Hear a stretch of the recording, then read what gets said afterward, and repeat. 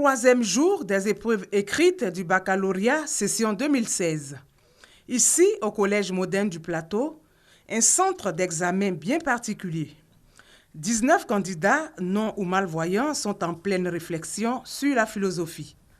Un sujet abordable pour les candidats. Je pense que l'épreuve de philosophie est abordable parce que on arrive à comprendre le sujet. Les épreuves sont abordables. Nous avons fait de notre mieux pour nous préparer et nous espérons que le résultat sera en notre faveur. Non loin de là, dans cette salle, les sourds-muets et malentendants tentent de percer la pensée: doit-on défier la légalité pour l'égalité, ou l'essor de la technique doit-il susciter la crainte?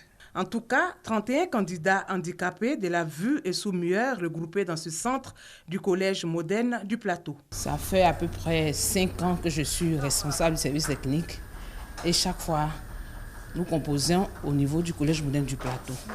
Et dans les salles, on a un problème de lumière parce qu'il faut de la lumière pour décoder.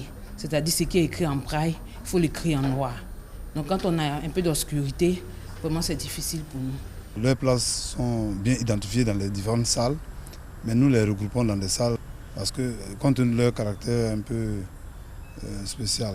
Donc, après la composition, il y a à leur niveau la traduction pour ceux qui sont les non-voyants, les malvoyants, la traduction et la transcription sur les feuilles de copie.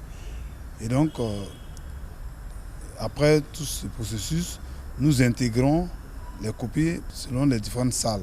Ça nous prend énormément de temps. Sur toute l'étendue du territoire, ce sont donc 32 candidats malentendants, sourds-muets et non et malvoyants qui affrontent le baccalauréat. Sur les 32, un seul est candidat au bac technique.